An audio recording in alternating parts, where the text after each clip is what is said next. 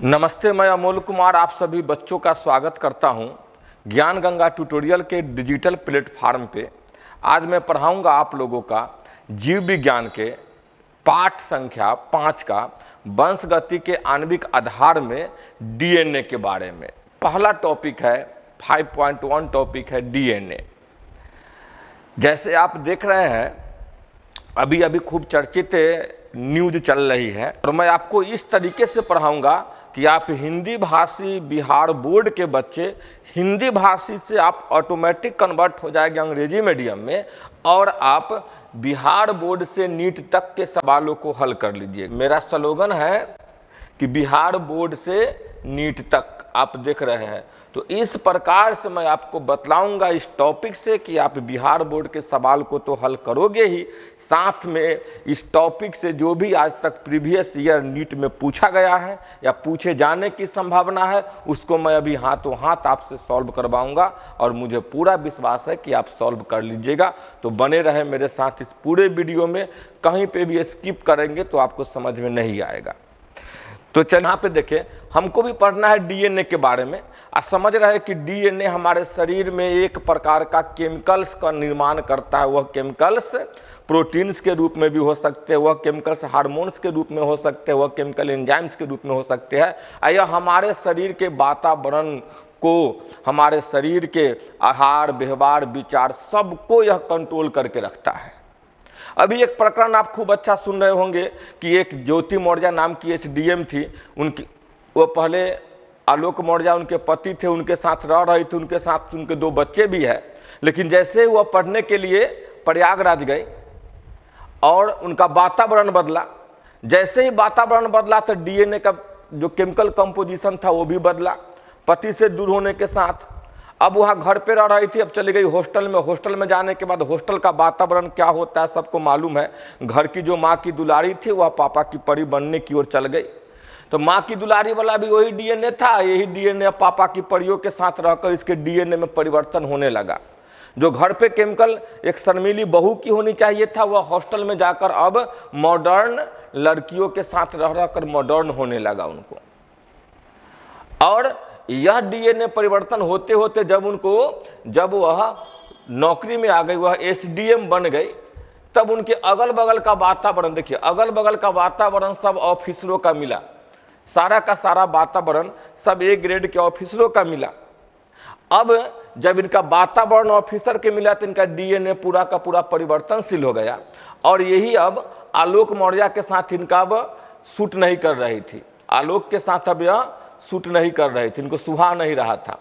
तब इन्होंने क्या कि अपने वातावरण के लायक एक अधिकारी के साथ, मनीष दुबे के साथ इनका प्रेम प्रसंग बढ़ा और अपनी पति से अब तलाक लेना चाह रही है। तो इसमें किसका रोल है? डीएनए का रोल है। चलिए, एक बहुत मजेदार रोल निभाता है डीएनए कहीं ना कहीं व्यक्ति के शरीर में। अब इसी डीएनए के बारे में हम पढ़ेंगे, समझेंगे।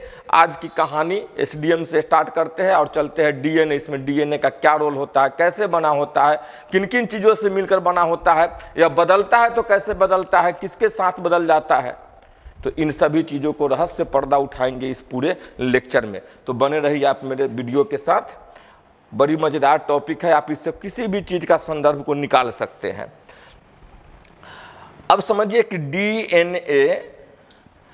डीएनए डीऑक्सीराइबोन्यूक्लियोटाइड एक प्रकार के अणु है का एक लंबा बहुलक होता है।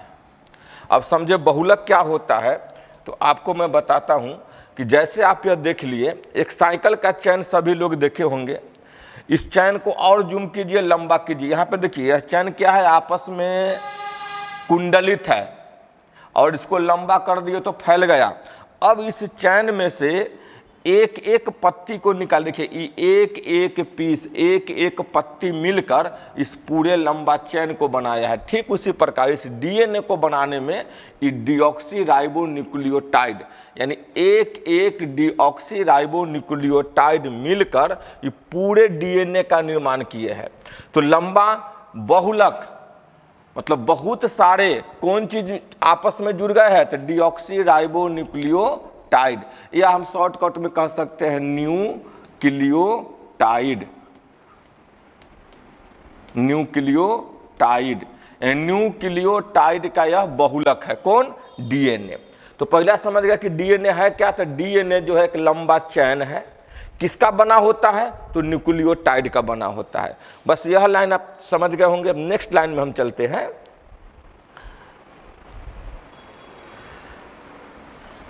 एक चीज हम और समझेंगे, अब इसको देखे होंगे, इसमें देखिए, अब डीएनए बना डीऑक्सीराइबोन्यूक्लियोटाइड का, तो एक हम पत्ती को निकाल लिए, यानी समझिए कि इसमें बहुलक है, बहुलक में से एक को निकाल लिए। ये क्या है? बहुत चैन है, सब चैन आपस में जुड़कर बना हुआ है। इससे हम एक चैन को बाहर निकालें तो देखते हैं कि नीचे में एक पत्ती है, उसके ऊपर एक और पत्ती ऑक्सा फंस जाएगा, उसके ऊपर सेंटर लॉक है। यानी कुल मिलाकर समझिए तो 3 चीजों से बना होता है, 1, 2 और 3। ये पूरी साइकिल के चैन से हम समझ सकते हैं डीएनए की बनावट को। तो याद रखेंगे, साइकिल की चैन में जैसे एक एक पत्ती मिलकर पूरा लंबा चैन को बनाया, उसी प्रकार एक एक न्यूक्लियोटाइड मिलकर इस पूरा लंबा डीएनए को बनाया। और जैसे इस पत्ती में देखें 3 चीज़ों का बना होता है, एक नीचे से पूरा मेल टाइप का, ऊपर से फीमेल है, उसके बाद एक सेंटर लॉक है। तो यह 3 चीज मिलकर बनाया साइकिल का चैन का। ठीक इसी प्रकार 3 चीज मिलकर बनाते हैं डीएनए के चेन को। यह डीएनए के चेन को भी क्या चीज मिलकर बनाएंगे? 3 चीज मिलकर बनाएंगे, याद रखेंगे। अब आगे हम देख लेंगे कि डीएनए की लंबाई, अब इसकी लंबाई यहाँ से यहाँ तक जो हम देख रहे हैं, इसकी लंबाई को हम किस में मापेंगे? देखिए, यहाँ से यहाँ तक डीएनए की लेंथ बोलेंगे। तो डीएनए की लंबाई समानतः इसमें मिलने वाले न्यूक्लियोटाइड्स, यानी इसमें जितना भी चैन है, इसमें जितना भी न्यूक्लियोटाइड्स है, जितने न्यूक्लियोटाइड्स है उसकी संख्या पे निर्भर करता है, याद रखेंगे। डीएनए की लंबाई को हम किस में मापेंगे? तो इस चैन की संख्या पर। अब इस चैने में एक और चीज होते हैं, नाइट्रोजिनस बेस। तो हम न्यूक्लियोटाइड की संख्या लें, इसकी संख्या को लेंगे, या इसके अंदर होते हैं नाइट्रोजिनस बेस। और नाइट्रोजिनस बेस हमेशा जोड़ी में रहता है। किस में रहता है? जोड़ी में रहता है। तो हम इसकी लंबाई 2 चीज में माप सकते हैं, या तो न्यूक्लियोटाइड की संख्या में या नाइट्रोजिनस बेस की जोड़ी की संख्या में। तो समांतर रूप से जो हम मापते हैं वो नाइट्रोजिनस बेस की जोड़ी की संख्या में मापते हैं। तो शॉर्टकट में इसके माप की इकाई को हम बीपी कहते हैं, यानी बेस पेयर कहते हैं। समझ गए? जैसे किसी वस्तु का द्रव्यमान को हम किलोग्राम में मापते हैं, किसी की लंबाई को हम सेंटीमीटर मीटर में मापते हैं, ठीक उसी प्रकार डीएनए की लंबाई को हम बेस पेयर में मापेंगे। आ गया बात समझ में? लंबाई क्या है, किसका बना होता है, और इसको हम लंबाई को किस चीजों में मापते हैं। अब अगला टॉपिक को हम देखेंगे। अब उदाहरण ले लिए हम, एक बैक्टीरियोफाज है, फाई 174, इसके पास 5386 न्यूक्लियोटाइड है। ये देख रहे हैं, यही बैक्टीरियोफाज है। 11th में आप पढ़े होंगे कि एक ऐसा विषाणु जो जीवाणुओं पे हमला करता है उसे हम जीवाणु भोजी या अंग्रेजी में बैक्टीरियोफाज कहते हैं। तो बैक्टीरियोफाज का एक प्रकार है फाई 174, इसके पास कितना न्यूक्लियोटाइड है? तो 5386। इस डाटा को याद रखेंगे, 5386। इससे कई बार प्रश्न पूछा भी गया है। नेक्स्ट हम देखेंगे एक और बैक्टीरियोफाज है जिसको बोलते हैं लेम्डा। इसके पास में 48,502 यानी 48,502 बेस पेयर है। तो बेस पेयर बोले तो और न्यूक्लियोटाइड बोले तो दोनों एक ही समझेंगे, अलग कभी नहीं समझेंगे हम लोग। अब इसका फोटो को देखिएगा, यही है लेम्डा बैक्टीरियोफाज और यह 5×174। इसके पास 5386। तो इसके पास डीएनए, देखिए डीएनए हो जाएंगे 48,502 बीपी। क्लियर है हमारा? ये बेस पेयर है। तो इस 2 डाटा को याद रखेंगे। एक 5386 किसका है?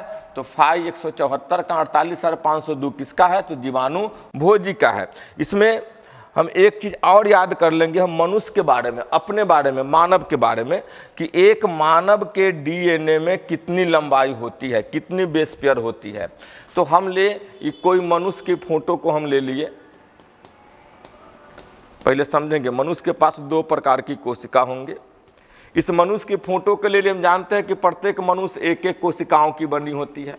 कोशिका के अंदर वाले भाग को हम केंद्रक कहते हैं, केंद्रक कहते हैं, और केंद्रक में ही पाया जाता है डीएनए। अब यह कोशिका जो है, यह कोशिका दो प्रकार की होती है। एक कोशिका अगुणित होगी और एक कोशिका द्विगुणित होगी।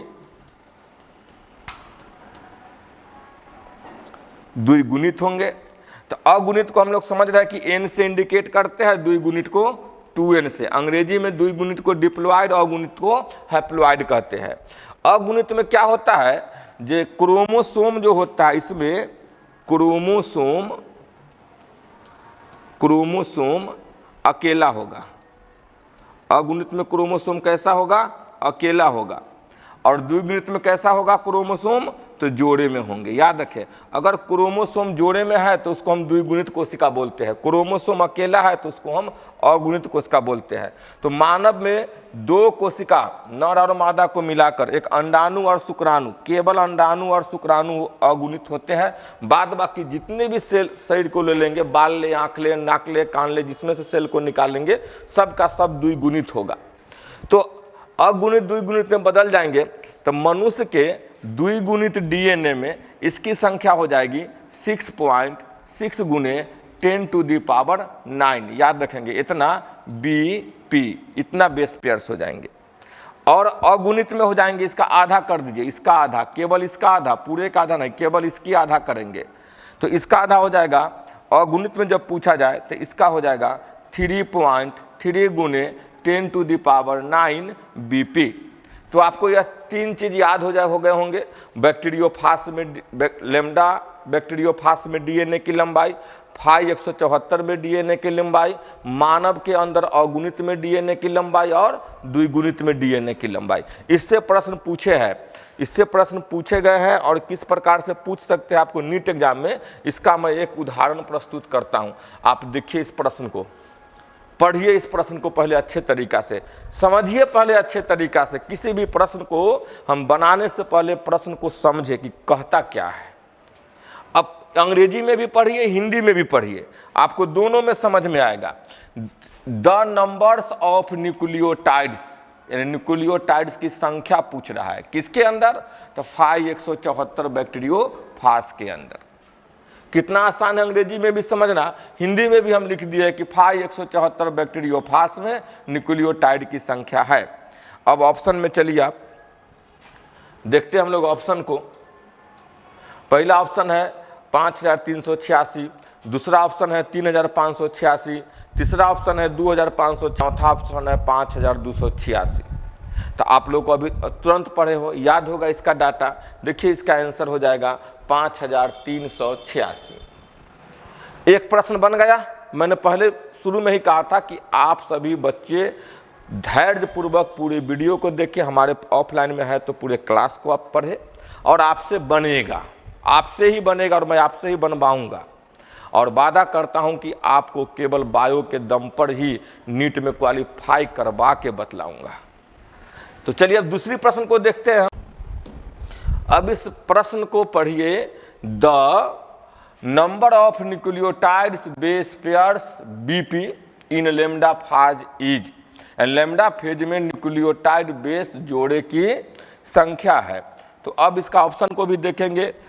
50,286, दूसरा ऑप्शन है 48,502, तीसरा ऑप्शन है 20,585 और चौथा ऑप्शन है 30,585। अभी अभी हमने दो डाटा पढ़ा था, उससे हमारा ये आंसर मिल जाएगा 48,502।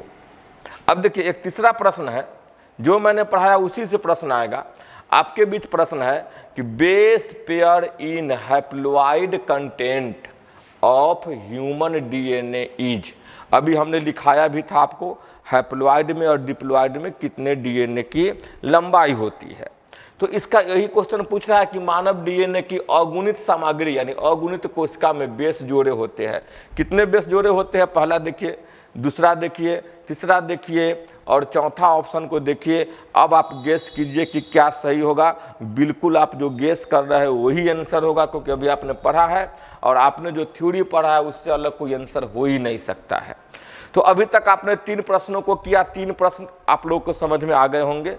बस इतना ही हलवा, इतना ही हल्का होने वाला है पूरा नीट का ही सिलेबस, अगर सही से हम लोग पढ़ेंगे मन लगाकर तो। अब चलिए आगे की फिर टॉपिक में हम देखेंगे। अब समझे कि डीएनए को जो बनाता है पॉलीन्यूक्लियोटाइड श्रृंखला, तो इसमें तो केवल पॉलीन्यूक्लियोटाइड श्रृंखला डीएनए को ही नहीं बनाता है बल्कि आरएनए को ही बनाता है। उसकी रासायनिक संरचना क्या है, यानी केमिकल स्ट्रक्चर क्या है, किन किन केमिकल से मिलकर डीएनए बने होते हैं, इसके बारे में देखेंगे हम लोग। तो सबसे पहले देखेंगे कि न्यूक्लियोटाइड के 3 घटक होते हैं, नाइट्रोजनी क्षार, पेंटोस शुगर और एक फास्फेट ग्रुप। आपको हमने बताया था जैसे साइकिल के चैन को खोले थे उस समय, तो 3 चीज बने होते हैं। फिर कहे थे कि साइकिल के चैन से याद रखिएगा डीएनए के चैन, ये भी 3 चीज का ही बना होता है, एक नाइट्रोजन क्षार, दूसरा पेंटोस शुगर और तीसरा एक फास्फेट ग्रुप है।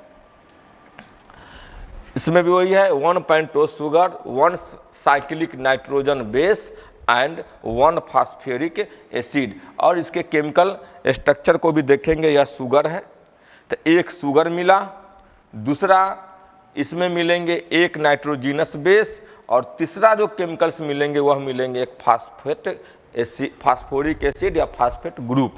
बस यही 3 चीज मिलकर डीएनए के एक न्यूक्लियोटाइड की रचना करते हैं। और एक न्यूक्लियोटाइड दूसरे न्यूक्लियोटाइड से, फिर तीसरे न्यूक्लियोटाइड से आपस में जुड़ कर पॉलीन्यूक्लियोटाइड बना देता है, जिसे हम डीएनए कहते हैं। तो डीएनए की बनावट की आपके दिमाग में कंपोजिशन तैयार हो रहा है कि 3 चीज से बना होता है। यह रचना शुगर है, यह रचना नाइट्रोजिनस बेस है और यह रचना फास्फोरिक एसिड है। चलिए अब इसके बारे में थोड़ा सा हम जानने का प्रयास करें कि क्या है नाइट्रोजिनस बेस, क्या है। अब आप लोग एक कॉपी निकाल लेंगे। सबसे पहले देखें, क्या हम लोग देखें डीएनए। यह डीएनए का एक रफ स्ट्रक्चर है। यह जो बना होता है, यह बना होता है पॉलीन्यूक्लियोटाइड का। और पॉलीन्यूक्लियोटाइड से एक को निकालेंगे तो बना होगा न्यूक्लियोटाइड का।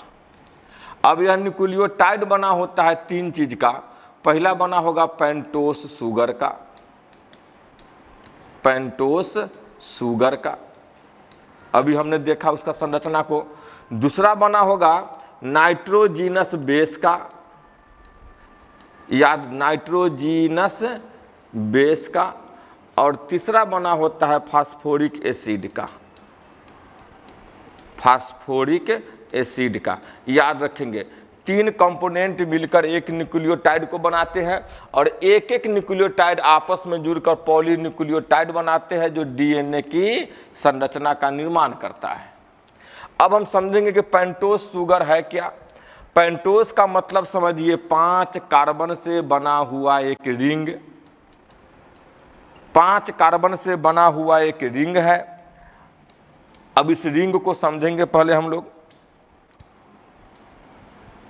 5 कार्बन के रिंग को समझेंगे।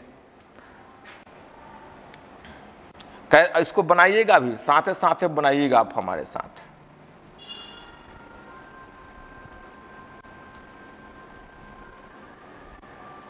देखेंगे एक कार्बन, ये ऑक्सीजन का बैलेंसी है यहाँ पे, एक कार्बन यहाँ पे है, एक सी यहाँ पे है, दूसरा सी यहाँ पे है, तीसरा सी यहाँ पे है, चौथा सी यहाँ पे है। एक बैलेंस यहाँ से निकलेगा, एक तरफ H हो जाएंगे, दूसरे तरफ HOCH2। फिर देखेंगे अब इसके प्रत्येक कार्बन पे 2 चीज पाए जाएंगे, एक OH और एक H। इस पे भी पाए जाएंगे एक H और एक OH। तीसरे पे भी पाए जाएंगे H और OH। तो 5 कार्बन मिलकर बनाया एक संरचना को, एक वलय को जो शुगर का कंपोजिशन में होता है, जिसको हम बोलते हैं पेंटोस शुगर। तो आपको यह स्ट्रक्चर याद हो गया होगा, यह स्ट्रक्चर जो है पेंटोस शुगर की है। अब इसी को बार बार जैसे हमने बनाया है वैसे आप प्रैक्टिस कीजिएगा तो पेंटोस शुगर का स्ट्रक्चर आपसे बन जाएगा। अब इसमें देखिए जो हमने स्ट्रक्चर बनाया है, पेंटोस शुगर जो है वह दो प्रकार के होते हैं। जो यह स्ट्रक्चर बना यह कहलाएगा राइबोस शुगर, याद रखेंगे, यह कहलाएगा राइबोस शुगर। हूबहू यही स्ट्रक्चर रहेगा, हूबहू यही स्ट्रक्चर रहेगा। इसके 2 नंबर कार्बन से एक ऑक्सीजन अगर खत्म हो जाए, ये ऑक्सीजन अगर खत्म हो जाए तो यही राइबोस बदल जाएगा डीऑक्सी राइबोस में। याद रखिए किससे बदल जाएगा, डीऑक्सी राइबोस में। तो उसको भी हम बना लेते हैं। देखिए डीऑक्सी राइबोस के भी स्ट्रक्चर को बनाते हैं। सब कुछ वही रहेगा, carbon number 1, carbon number 2, carbon number 3, carbon number 4 और यहाँ पे कार्बन नंबर 5 दिख रहे हैं। वो CH2 कार्बन नंबर 5 है। सब संरचना, यहाँ पे एक ऑक्सीजन है, तो सारा संरचना एक जैसा रहेगा, केवल और केवल बदल जाएगा 2 नंबर कार्बन पे। यहाँ पे एक पे था H और एक पे था OH, तो H हट जाएगा, सब पे उसे बैठा देंगे H और OH। यहाँ पर भी H OH और यहाँ पे आ जाएगा HOCH2। तो अगर यहाँ से देखिए किसी कारणवश मान लिया जाए कोई रेडिएशन आया और वो रेडिएशन आकर ऑक्सीजन को खा गया, समझिएगा बातों को, पेंटोस शुगर में पूरा क्लियर हो जाएगा। एक थोड़ा देर में आपके दिमाग में पूरा बैठ जाएगा। एक ऑक्सीजन को, यहाँ के ऑक्सीजन को क्या किया, निकाल ले गया, खा गया। तो अब नाम कैसे बदल जाएगा, डी ऑक्सी। डी मतलब डिलीट कर दिया, किसको कर दिया, तो ऑक्सी को। तो डी ऑक्सी, ऑक्सीजन था तो राइबोस था, डी ऑक्सी हुआ, और पूरा नाम यहां से उठकर यहां पे चल जाएगा, पूरा नाम यहां से उठकर चला आएगा, तो राइबोस शुगर। तो इस संरचना को हम बोलेंगे डीऑक्सी राइबोस शुगर। अब देखिए डीएनए आरएनए का पूरा नाम ऑटोमेटिक आपको ऐसे ही याद हो जाएगा। अब राइबोस शुगर यह पाया जाएगा कि किसमें, तो यह पाया जाएगा केवल आरएनए में। अगर शुगर बना हुआ है डीऑक्सी राइबोस शुगर का तो यह हो जाएगा, यह रचना जो तैयार करेगा वह डीएनए का तैयार करेगा। अब पूरा नाम याद करने के लिए देखिए एनए, आर से राइबोस और डी से डीऑक्सी राइबोस, एन से न्यूक्लिक और ए से एसिड। तो पर स्पष्ट रूप से हमारा नाम याद हो जाएगा। देखेंगे यहाँ पे जैसे आरएनए है तो एनए, इसका पूरा नाम हो जाएगा एन से न्यूक्लिक, न्यूक्लिक और ए से एसिड। हिंदी में बोलेंगे केंद्रकीय अम्ल, केंद्रीय अम्ल, क्या बोलेंगे, केंद्रीय अम्ल। आर है तो राइबोस शुगर, तो बोलेंगे राइबोस न्यूक्लिक एसिड, और डीएनए है तो डीऑक्सी राइबोस न्यूक्लिक एसिड। समझ गए, तो deoxy ribo nucleic acid, ribose nucleic acid, RNA का पूरा नाम और डीएनए का पूरा नाम। समझ गए आप लोग। अब डीएनए और आरएनए के पूरा नाम कहाँ से आया, कैसे आया, ये सब समझ गए होंगे हम।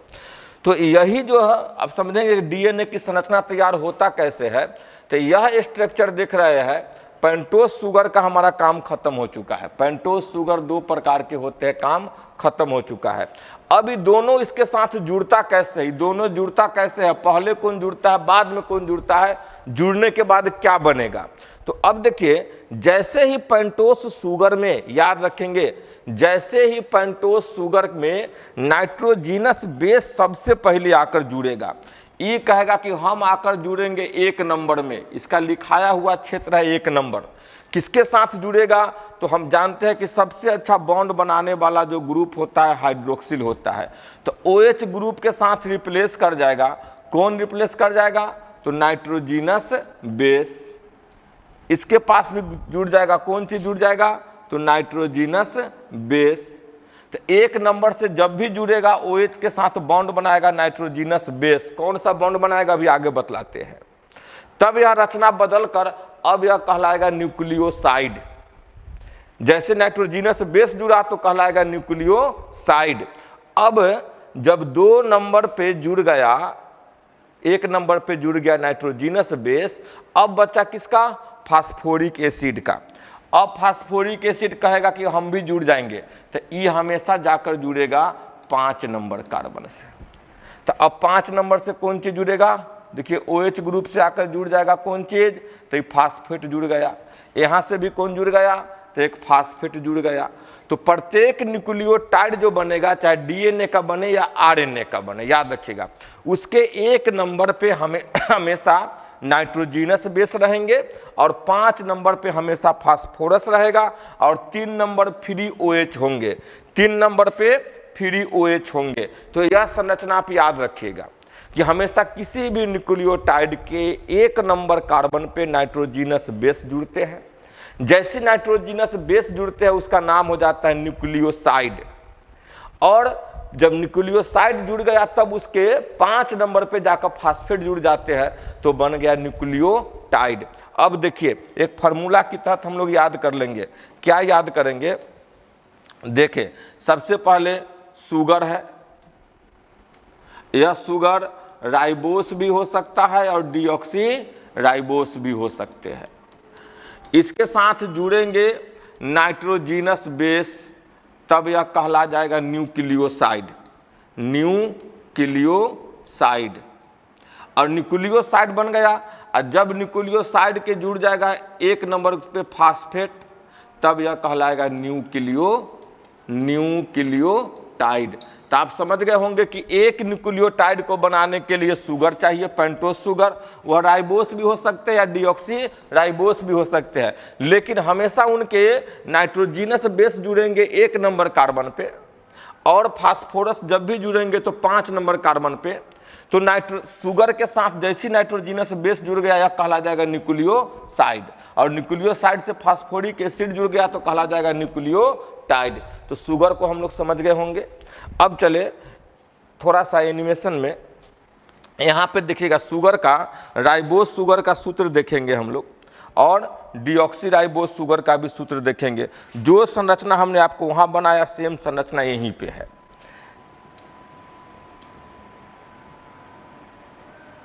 देखिए वही चीज कहेगा कि DNA और RNA, यानी pentose sugar present in nucleotides are of 2 type. जो पेंटोस शुगर न्यूक्लियोटाइड में पाए जाते हैं 2 प्रकार के होते हैं। इसका शुगर का सूत्र देखेंगे C5H10O10। राइबोस में देखेंगे C5H10O5। देखिए इसमें 1 ऑक्सीजन अधिक है और इसमें 1 ऑक्सीजन कम गया। 1 ऑक्सीजन कम गया तो कहलाया डीऑक्सी राइबोस। 1 ऑक्सीजन अधिक है, पहले मूल संरचना यही था, कहलाया राइबोस शुगर। इसकी स्ट्रक्चर को भी देखेंगे। देखिए इसके स्ट्रक्चर को का आप इस पॉज करके गिन सकते हैं हर एक अणुओं को, कार्बन को, हाइड्रोजन को, ऑक्सीजन को, कार्बन को, हाइड्रोजन को, ऑक्सीजन को। इस सूत्र को याद रखेंगे। डीऑक्सी राइबोस शुगर का सूत्र होता है C5H10O5 और राइबोस शुगर का सूत्र होता है C5H10 और O5। डीऑक्सी होगा सूत्र सेम रहेगा, केवल 1 ऑक्सीजन घट जाएगा तो बन जाएगा C5H10O5। क्लियर है? अब आगे हम देखेंगे अगला टॉपिक को देखेंगे। अगला टॉपिक को हम पेंटोस शुगर के बारे में पढ़ लिए, तो दूसरा कंपोनेंट हमारा जो आएगा वह आ जाएगा नाइट्रोजिनस बेस। देखिए नाइट्रोजिनस बेस, नाइट्रोजन क्षार, ये भी 2 प्रकार के होते हैं, प्यूरिन्स और पाइरिमिडिन्स। पहले समझे, नाइट्रोजिनस क्षार 2 प्रकार के होते हैं, प्यूरिन और पाइरिमिडिन। अब इसके प्रकार को समझने के लिए फिर से चले हम लोग एक डायग्राम पे, और एक बहुत ही अच्छा आपको हम एक कहानी बताते हैं जिससे नाइट्रोजिनस बेस आपको याद हो जाएंगे। देखिएगा, अब हमको याद करना है नाइट्रोजिनस बेस।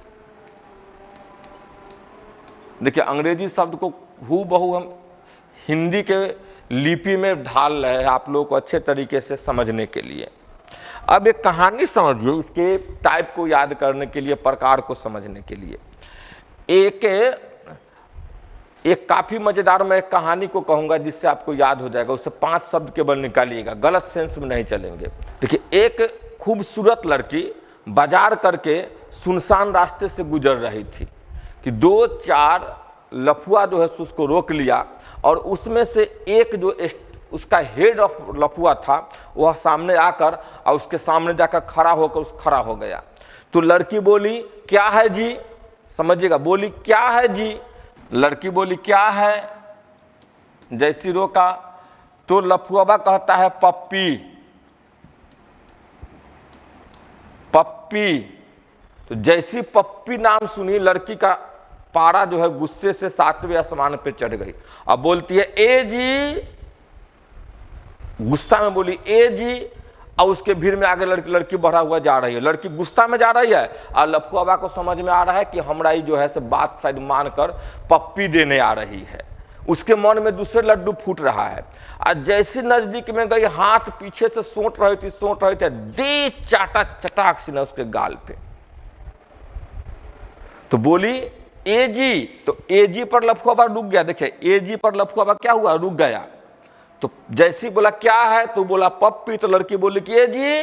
तो ए जी पर लफुआबा रुक गया और नजदीक में जाकर मारी झापट कस के बोला चट। आवाज निकला चट। अब उसको हम लिखेंगे CUT, कट। आवाज निकला चट, हम लिखेंगे कट। बस इसी कहानी को, इतना ही पे कहानी समाप्त। हमारा निचोड़ निकल के आ गया नाइट्रोजीनस बेस को याद करने का एक ट्रिक। तो क्या ट्रिक हो जाएगा? पप्पी ए जी कट। अब समझिए, पप्पी ए जी कट, ये 2 चीज याद रखेंगे, पप्पी ए जी कट। कहां से कहानी आया उसको देख लेंगे। अब इससे हम निकाल लेंगे, क्या निकालेंगे? तो नाइट्रोजीनस बेस जो है वह 2 प्रकार के होते हैं। देखिए, पप्पी PU और PY, पप्पी। अब यहां से देखेंगे, पप्पी का पूरा नाम प्यूरिन, याद रखें प्यूरिन, और PU से हो जाएगा प्यूरिन, और PY से हो जाएगा पायरीमीडीन,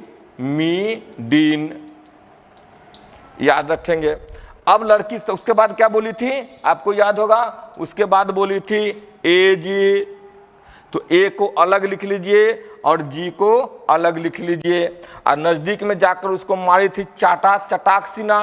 तो हम लोग वहां से क्या निकाले थे? CUT, cut. C को अलग, U को अलग और T को अलग करेंगे। अब देखिए, ए से इसका नाम हो जाएगा, ए से इसको हम लिख लेंगे एडिनिन। ए फॉर क्या हो जाएगा? तो एडिनिन। जी फॉर क्या हो जाएगा? तो गुआनिन, गुआनिन।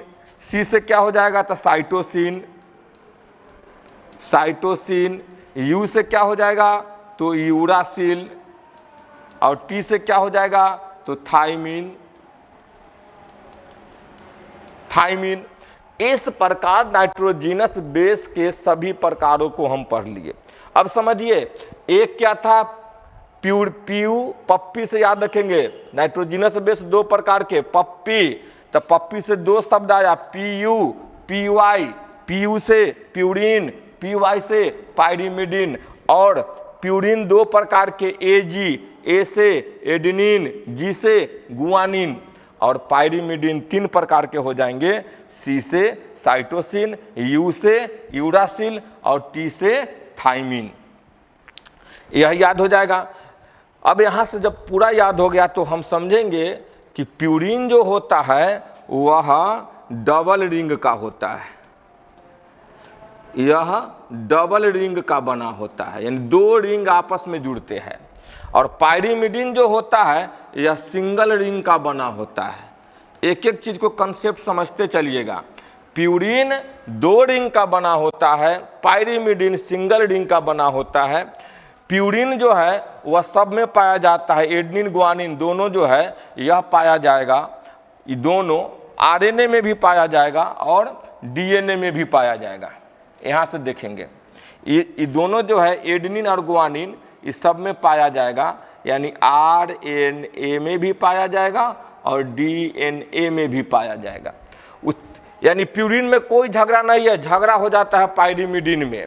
ए में 3 गो है और न्यूक्लिक एसिड हमारे पास 2 ही प्रकार का, एक RNA और एक DNA।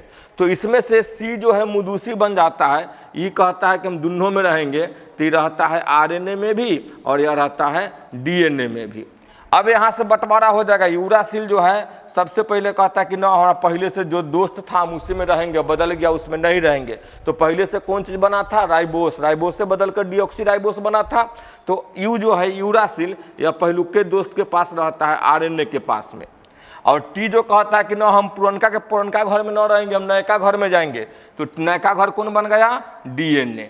अब इसको याद रखेंगे कि यूरासिल केवल और केवल RNA में पाया जाएगा और थाइमिन केवल और केवल DNA में पाया जाएगा। बाद बाकी एडिनिन, गुआनिन, साइटोसिन RNA में भी पाया जाएगा और DNA में भी पाया जाएगा। इसको आप पॉज करके, जब हम बोर्ड के पास से हट जा रहा है, एक बार पॉज करके इस डायग्राम को आप लोग नोट कर लीजिएगा, ठीक है। अब आते हैं फिर थ्योरी पे। जब डायग्राम पे चले गए, थ्योरी पे आकर समझिए यही चीज को, बड़ा अच्छा समझ में आएगा अब कि नाइट्रोजिनस क्षार 2 प्रकार के होते हैं। प्यूरिन्स में एडिनिन और गुआनिन, देखिए समझ में आ रहा होगा, और पायरिमिडीन, साइटोसिन, यूरासिल और थाइमिन, इसमें 3 गो पाया जाता है। डायग्राम कर लिए, खूब अच्छा समझ में जाएगा।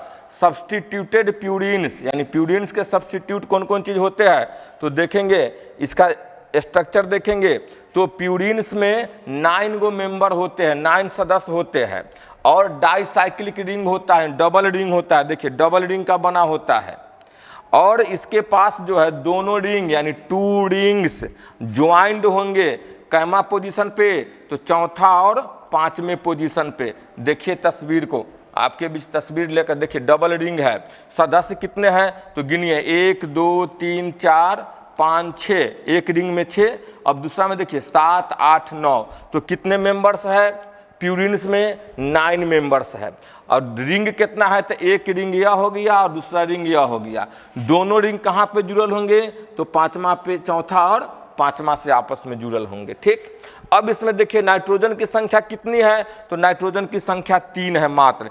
एक है तीसरा पे, एक है, सॉरी इसमें नाइट्रोजन की संख्या 4 है। एक है पहला पे, उसके बाद मिलेंगे तीसरा पे, फिर मिलेंगे आपको 9वां पे और फिर मिलेंगे 7वां पे। यानी 4 नाइट्रोजन होते हैं, डबल रिंग का बना होता है प्यूरिन्स। जो पिछले भी हम चर्चा किए थे, यहाँ भी चर्चा कर रहे हैं कि nitrogen occurs at 1 3 7 and 9 position. देखिए एनसीईआरटी में यह सब इतनी डीपली नहीं लिखी हुई है, लेकिन अगर आप तैयारी करना चाह रहे हो नीट लेवल का तो वहाँ पे हमको याद रखना पड़ेगा। वहाँ से क्वेश्चन अंदर से थोड़ा अंदर जाकर पूछ देगा, तो इसको तैयारी करनी पड़ेगी हमको। अब आगे हम देखेंगे नाइट्रोजिनस क्षार जो 2 प्रकार के होते हैं, प्यूरिन्स को देख लिए। अब हम देखेंगे पायरिमिडीन्स को। पायरिमिडीन्स का रिंग देख रहे, बताए थे सिंगल रिंग होता है, इसको बोलेंगे मोनोसाइक्लिक या सिंगल रिंग। आपसे क्वेश्चन भी पूछ सकता है कि पायरिमिडीन का कौन सा साइक्लिक है, तो मोनोसाइक्लिक भी पूछ सकता है और सिंगल रिंग भी पूछ सकता है, याद रखेंगे आप। और इसके पास में नाइट्रोजन होता है मात्र 2 गो, एक पहला पे और एक तीसरा पे। देखिए 6 सदस्य है और 6 सदस्य में नाइट्रोजन 2 है, एक पहला पे और एक तीसरा पे। किसके अंदर? पायरिमिडीन्स के अंदर। समझ गए इसके स्ट्रक्चर को भी। अब पायरिमिडीन्स का टाइप देखेंगे 3 प्रकार के, साइटोसिन, थाइमिन और यूरासिल। यह स्ट्रक्चर याद रखिएगा। ऐसा पूरा स्ट्रक्चर हमको याद करने की आवश्यकता नहीं है, देख सकते हैं इस पूरे स्ट्रक्चर को याद करने की आवश्यकता नहीं है। अभी तक इससे प्रश्न बने नहीं है, भविष्य में बनने की भी संभावना नहीं है, तो फालतू जगह पे हम लोग अपनी एनर्जी को बर्बाद ना करें, ठीक है। अब आगे चले हम। एक और बच जाता है फास्फोरिक एसिड। अब देखिए फास्फोरिक एसिड के पास में होते हैं 3 गो हाइड्रोजन ग्रुप, हाइड्रोक्सिल ग्रुप, यानी OH ग्रुप 3 हो जाएंगे, और 1 ऑक्सीजन अटैच टू सेंट्रल, और 1 ऑक्सीजन इसके सेंट्रल में अटैच होते हैं। देखिए तस्वीर, इसके पास OH ग्रुप कितने हैं? 3 गो है, और इसके बीचों बीच 1 ऑक्सीजन अटैच है, डबल बैलेंस लेकर। इस प्रकार एक फॉस्फेट का संरचना पूर्ण हो जाती है और इसको हम बोलेंगे फास्फोरिक एसिड। और इसी को फास्फोरिक एसिड को न्यूक्लियोसाइड में मिलने से न्यूक्लियोटाइड बनता है। अभी तक देखे थे शुगर जुड़ा, अभी तक कौन कौन सा जुड़ा तो हम देख रहे हैं, शुगर जुड़ा प्लस नाइट्रोजन जुड़े। तो अभी तक यह एसिडिक नहीं था, अभी तक यह एसिडिक नहीं था यानी अम्लीय नहीं था, लेकिन इसमें जैसे ही जुड़ जाएगा फास्फोरिक एसिड, पीएच समझे रहे शॉर्टकट, तो फास्फोरिक एसिड जुड़ता है कि अब जो न्यूक्लियोटाइड बनेगा, अब जो न्यूक्लियोटाइड बनेंगे, यह न्यूक्लियोटाइड का नेचर कैसा हो जाएगा, तो एसिडिक हो जाएंगे। तो एसिडिक नेचर किसके कारण हो रहा है, तो याद रखेंगे फास्फोरिक एसिड के कारण ही डीएनए या आरएनए का नेचर जो है वह एसिडिक हो जाता है। अब आगे हम देखेंगे, जो अभी हमने डायग्राम में बनाया था वही चीज है कि साइटोसिन डीएनए आरएनए दोनों में मिलता है, जबकि थायमिन डीएनए में मिलता है और थायमिन के स्थान पर यूरासिल आरएनए में मिलता है। डायग्राम में हम यही बोले थे, सेम चीज लिखा है एनसीईआरटी में। नाइट्रोजनी क्षार, नाइट्रोजन ग्लाइकोसिडिक बॉन्ड, नाइट्रोजिनस क्षार का नाइट्रोजन जो है वह ग्लाइकोसिडिक बॉन्ड है, एन ग्लाइकोसिडिक बॉन्ड बनाएगा। किसके साथ बनाएगा, तो पेंटोस शुगर के साथ। हमने चर्चा भी किया है किस जगह पे बनाएगा, तो 1 कार्बन पे बनाएगा। और 1 कार्बन पे क्या है, पहले से किसको रिप्लेस करता है, तो हाइड्रोक्सिल ग्रुप से जुड़ता है। तो हाइड्रोक्सिल ग्रुप से जुड़कर और न्यूक्लियोसाइड बनाता है। चर्चा हम पहले किए भी थे, सेम एनसीईआरटी लिखा है, आपको खूब बढ़िया समझ में आ रहा होगा। अब जैसे बनाता है, अब किसका प्रकार कह रहा है, तो न्यूक्लियोसाइड का प्रकार आप देख रहे हैं। पहला प्रकार हो जाएगा एडिनोसिन या डिऑक्सी एडिनोसिन, दूसरा प्रकार हो जाएगा गुआनोसिन या डिऑक्सी गुआनोसिन गुआनोलिन, तीसरा हो जाएगा साइटिडीन या डिऑक्सी साइटिडीन, और चौथा हो जाएगा यूरिडीन या डिऑक्सी थाइमिडीन। अब समझेंगे कि नाइट्रोजिनस बेस का प्रकार जो है हम लोग पढ़े थे एजी कट। चलिए न्यूक्लियोसाइड्स के बारे में आप समझे थोड़ा सा, इस डायग्राम को बन गया होगा आपको, तो अब इसको हम ऊपर करते हैं और समझिएगा न्यूक्लियोसाइड के बारे में।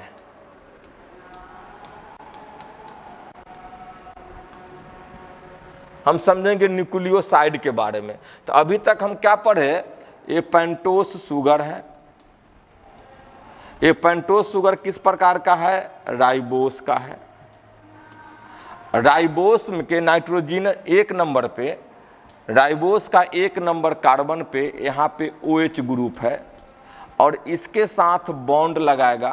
कौन बॉन्ड लगाएगा, तो नाइट्रोजिनस बेस बॉन्ड लगाएंगे। इस बॉन्ड को क्या कहेंगे, आप नोट कीजिएगा, हमेशा देखिएगा, आप इसको नोट करते चलिएगा। यह जो बॉन्ड लगेगा, यह बॉन्ड को बोलेंगे एन ग्लाइकोसिडिक बॉन्ड। याद रखेंगे, यह बिहार बोर्ड में पूछे या ना पूछे, लेकिन नीट के लिए VVI है। और हमको जानने के लिए, हम जाने तो पूछे ना पूछे, जानकारी के लिए सबसे अच्छा है।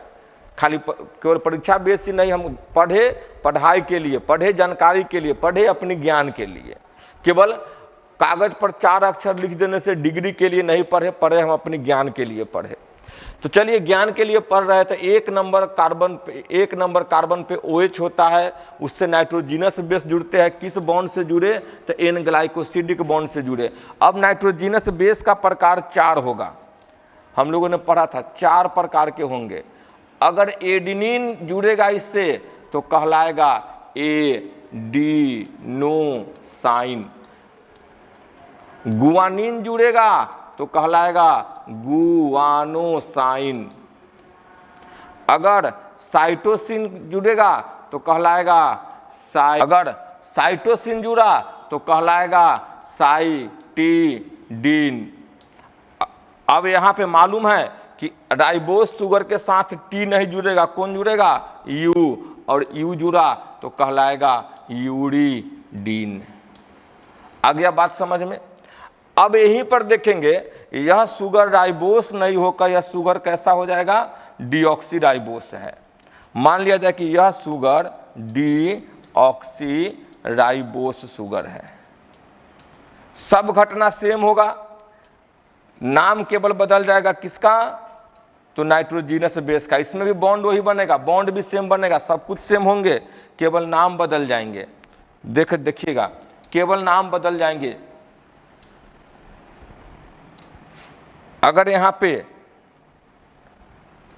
हम पढ़े थे एडेनिन जुड़ेगा तो कहलाएगा डीऑक्सीएडिनोसाइन।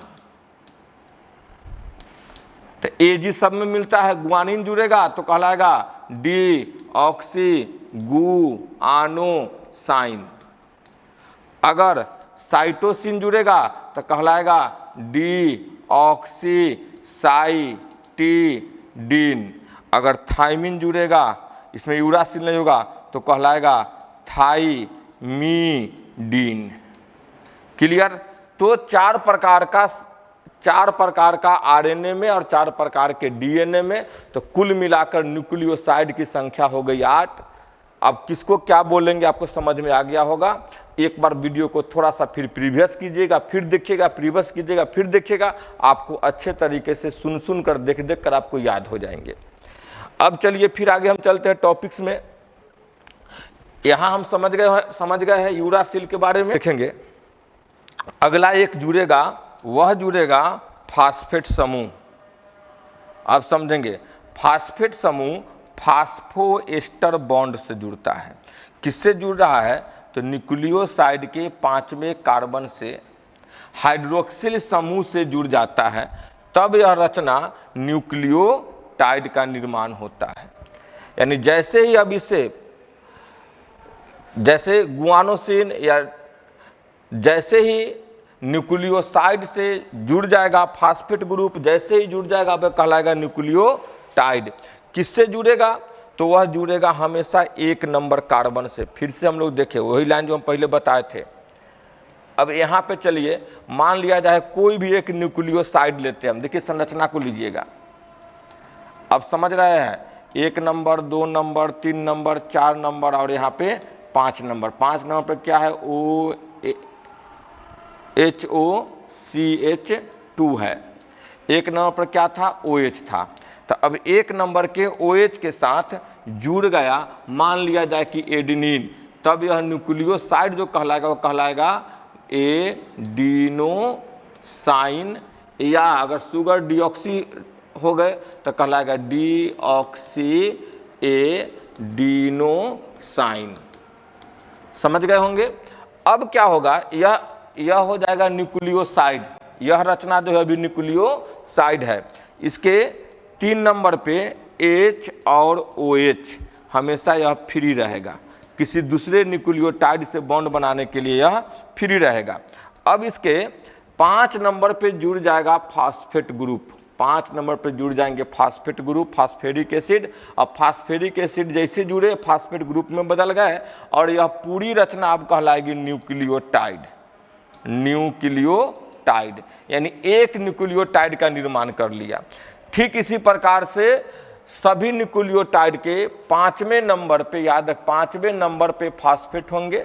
पहले नंबर पे नाइट्रोजिनस बेस, या तो एडेनिन भी हो सकते हैं, यहाँ पे गुआनिन भी हो सकते हैं, यहाँ पे साइटोसिन भी हो सकते हैं, यहाँ पे थाइमिन भी हो सकते हैं, यहाँ पे यूरासिल भी हो सकते हैं।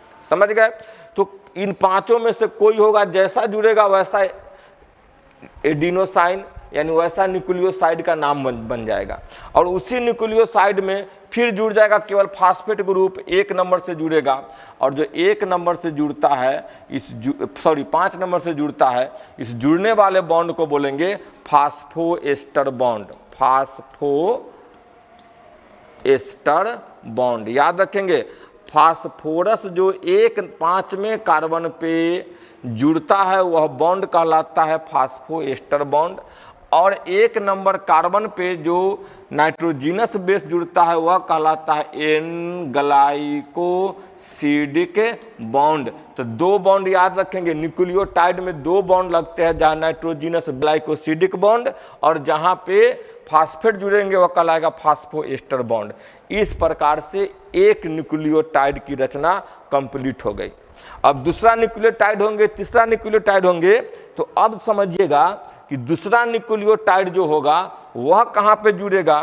तो दूसरा न्यूक्लियोटाइड फ्री एंड कौन सा है, तीसरा। अब उस पे पास में कैमा है, फास्फोरस जुड़ा, कैमा पे पचमा पे फास्फोरस जुड़ रहा है। फिर अब फास्फोरस यहाँ से फिर एक रचना हो जाएगी, एक अलग न्यूक्लियोटाइड हो जाएगी। तो इस प्रकार एक न्यूक्लियोटाइड और एक न्यूक्लियोटाइड, जब 2 न्यूक्लियोटाइड आपस में जुड़े तो यह कहलाएगा, ऊपर सिंगल था अब यहाँ कहलाएगा डाई न्यूक्लियोटाइड, डाई न्यूक्लियोटाइड। अब इसका एक बॉन्ड बनेगा, सो देखिएगा यह फास्फोरस जो है यह 2 न्यूक्लियोसाइड को जोड़ रहा है, 2 न्यूक्लियोटाइड को जोड़ने का काम करेगा, तब यह बॉन्ड, अब इस बॉन्ड का थोड़ा सा नाम बदल जाएगा। देखेंगे ये फास्फोरस 2 न्यूक्लियोटाइड को जोड़ने का काम कर रहा है, तो ये दोनों बॉन्ड फास्फोएस्टर बॉन्ड और फास्फोएस्टर बॉन्ड मिलकर कहलाएगा फास्फोडाइएस्टर। समझिएगा, डाइएस्टर बॉन्ड, यह कहलाएगा फास्फोडाइएस्टर बॉन्ड। तो समझ गए 3 प्रकार के बॉन्ड न्यूक्लियोटाइड में मिलेंगे, फास्फोएस्टर बॉन्ड, फास्फोडाइएस्टर बॉन्ड और एन ग्लाइकोसिडिक बॉन्ड। इस तीनों को याद रखिएगा आप लोग। अब इसी प्रकार से क्रमबद्ध, क्रमबद्ध क्या जुड़ेगा, तो तीसरा से जुड़ेगा 5वां, फिर जुड़ेगा तीसरा, फिर तीसरा से 5वां, यानी न्यूक्लियोटाइड के 5वां तीसरा के साथ, फिर तीसरा 5वां के साथ आपस में जुड़ जुड़ कर एक न्यूक्लियोटाइड, डाई न्यूक्लियोटाइड, यह क्रमशः जुड़ता चला जाएगा तो कहलाएगा पॉलीन्यूक्लियोटाइड। अब आपको समझ में आ गया होगा पॉलीन्यूक्लियोटाइड क्या है। चलिए अब कॉन्सेप्ट पे चलते हैं हम लोग। यही कह रहा है कि जब फास्फेट समूह फास्फोएस्टर बॉन्ड द्वारा न्यूक्लियोसाइड के 5C के हाइड्रोक्सिल समूह से जुड़ जाता है तब न्यूक्लियोटाइड्स का निर्माण होता है। हम पूरा समझ लिए कि न्यूक्लियोटाइड्स का निर्माण कैसे होता है। देख रहे हैं एनसीईआरटी के 5 लाइन को समझने के लिए हमको कितना बड़ा डायग्राम क्लियर करना पड़ता है, और इतना ही प्रैक्टिस आप कीजिएगा तो ही आपको भी समझ में आएंगे, नहीं तो ये रट्टा मारने की चीज है ही नहीं। विज्ञान समझने और अभ्यास यानी प्रैक्टिस की चीज है। रट्टा मारिएगा तो काम गड़बड़ा जाएगा, आप समझ कुछ नहीं पाइएगा। अब नेक्स्ट में चलेंगे हम। अब देखिए एक क्वेश्चन इससे पूछेगा हमेशा, एक VBI क्वेश्चन है कि common pyrimidine present in both DNA and RNA।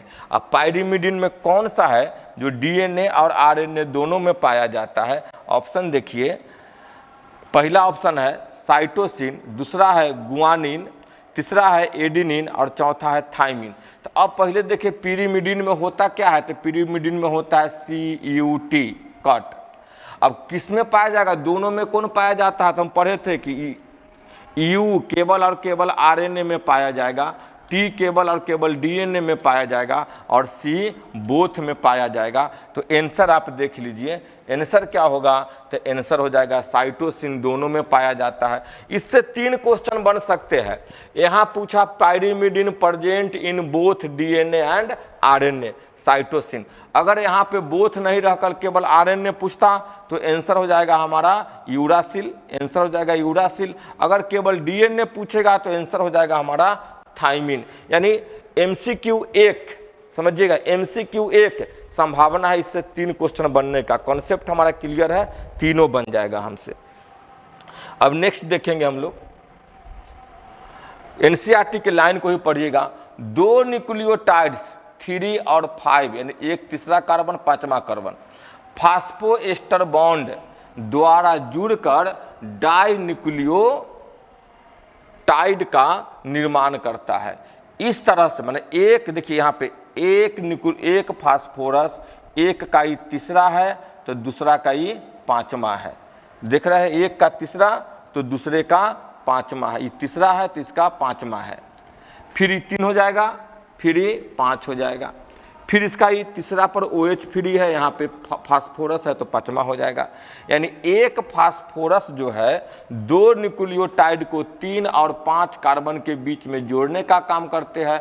यह फास्फोडाइएस्टर बॉन्ड कहलाएगा। हमने बताया था कौन सा बॉन्ड कहलाएगा, फास्फोडाइएस्टर बॉन्ड, क्योंकि 2 को जोड़ रहा है, एक का एक 2 को जोड़ रहा है, तो 2 को जोड़ने वाला क्या कहलाएगा, डाई।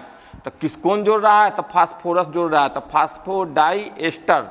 अब बॉन्ड समझ गए होंगे, 2 न्यूक्लियोटाइड को जोड़ने वाला बॉन्ड कौन होता है, तो फास्फोडाइएस्टर बॉन्ड। जुड़कर डाई न्यूक्लियोटाइड, अब देखिए इसको और इसको लेंगे तो 2 न्यूक्लियोटाइड, यह कहलाएगा डाई न्यूक्लियोटाइड का निर्माण करता है। इस तरह से कई न्यूक्लियोटाइड जुड़कर एक पॉलीन्यूक्लियोटाइड श्रृंखला का निर्माण करते हैं। तो इसी प्रकार से 3-5 3-5 3-5 जुड़कर लंबवत जुड़ते जुड़ते चला जाएगा। अब यही कहलाएगा पॉलीन्यूक्लियोटाइड चैन। एनसीईआरटी का फिगर 6.1 है, आप जाके देख लीजिएगा उसमें। अब आगे हम चलेंगे, तो इस तरह से निर्मित बहुलक के राइबोस शुगर के 5 किनारे यानी 5वां इंड पर, समझिएगा 5वां किनारे यानी 5वां इंड पर फॉस्फेट समूह मिलता है। हमेशा 5वां इंड पे कौन समूह मिलेगा, फॉस्फेट समूह मिलेगा, जिसे पॉलीन्यूक्लियोटाइड श्रृंखला का 5 किनारा यानी 5 इंड कहते हैं।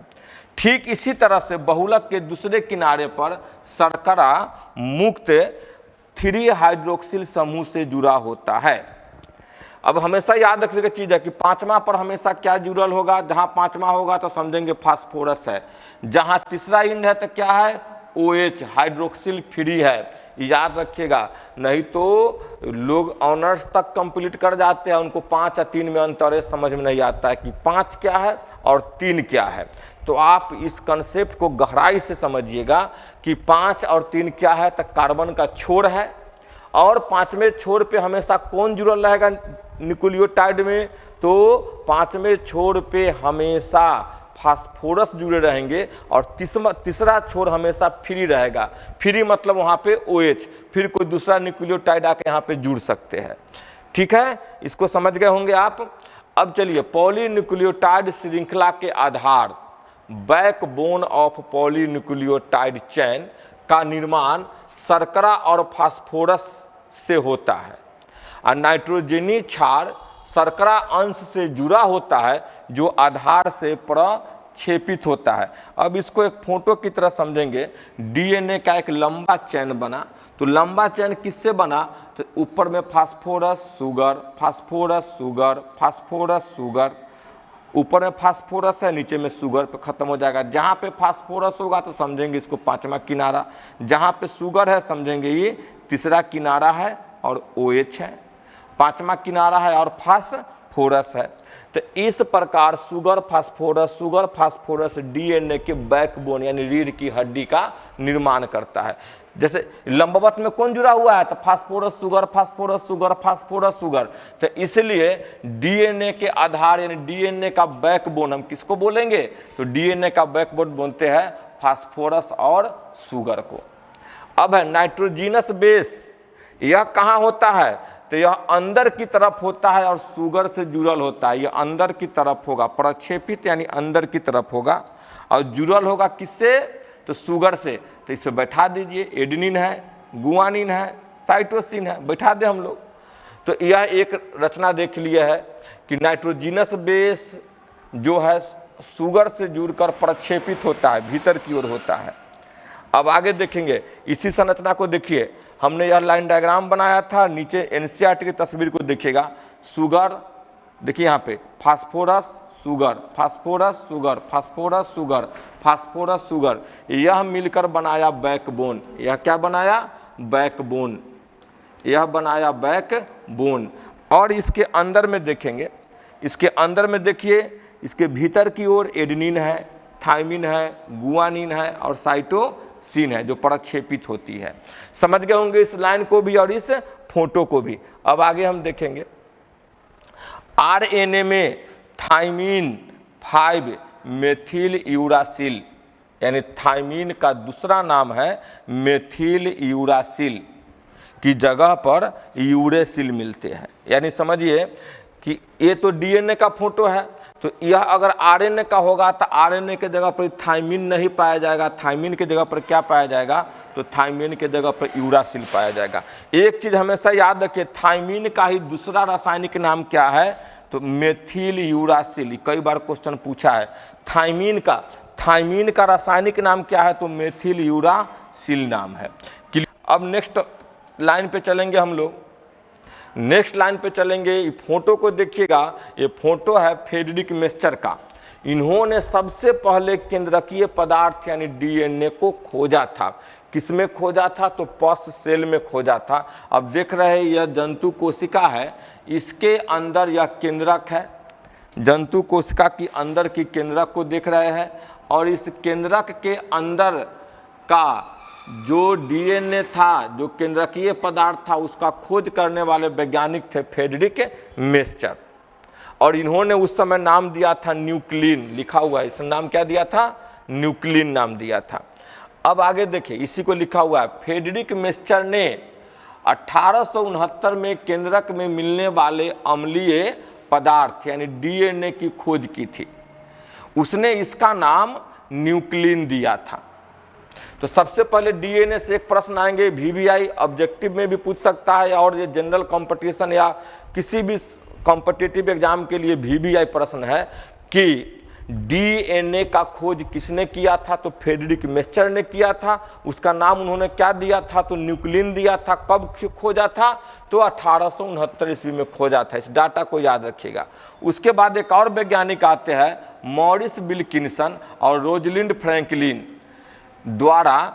इन्होंने क्या किया था, उस डीएनए को एक्सरे के निवर्तन के आधार पर, यानी एक्सरे से फोटो खींच लिया था। देखिए यहाँ पे ये म्यूरिस विल्किंस है, रोजालिंड फ्रैंकलिन है, इन्होंने उसको एक्सरे से डीएनए का फोटो निकाल लिया था। तब डीएनए को सबसे पहले तस्वीर किसने निकाला, तो विल्किंस और फ्रैंकलिन ने निकाला। किससे निकाला, तो एक्सरे के रिफ्लेक्शन से, निवर्तन से निकाला था। अब एक और वैज्ञानिक इसका नाम आता है, 1953 ईस्वी में जेम्स वाटसन और फ्रांसिस क्रिक ने डीएनए की संरचना यानी डीएनए की बनावट कैसी होती है उसका, इसी के आधार पे, किसके आधार पे, तो विल्किंसन और फ्रैंकलिन के द्वारा खींचे गए फोटो के आधार पे ही खोज को आगे बढ़ाया, और उन्होंने डीएनए की संरचना का एक नमूना प्रस्तुत किया, जिस नमूना को बोलते हैं द्विकुंडलित नमूना या डबल हेलिक्स नमूना। अब यहाँ से आरंभ होता है हमारा डीएनए का स्ट्रक्चर। तो डीएनए की बनावट को पढ़ लिए थे, लंबाई कैसे निकालेंगे पढ़ लिए थे, केमिकल स्ट्रक्चर को पढ़ लिए। अब हमारा डीएनए का स्ट्रक्चर है, इसकी हम चर्चा करेंगे नेक्स्ट लेक्चर में। तो आप सब लोग इस पूरे वीडियो को देखें। अगर यह वीडियो आपको पसंद आया हो तो आप हमारे वीडियो को सबसे पहले लाइक करें, फिर अपने दोस्तों में शेयर करें, और रेगुलर वीडियो पाने के लिए आप हमारे चैनल को सब्सक्राइब कर लें, जिससे नियमित समय पर वीडियो आपको मिलते रहेंगे। और हम आशा करते हैं कि आप स्वस्थ रहकर, सुखी रहकर, घर से रहकर या क्लास में भी रहकर, कहीं पे भी रहकर क्लास को नियमित करें और अपने हौसला को बढ़ाते रहे, और आप बिहार बोर्ड ही नहीं नीट एग्जाम को भी क्लियर करके आए, यही हमारी आपसे इच्छा है। इन्हीं इच्छाओं के साथ, इन्हीं मैं लालसाओं के साथ, यही हमारी लालच है आपसे, इन्हीं अपनी लालचों के साथ मैं आपसे विदा लेता हूँ। शुभ रात्रि।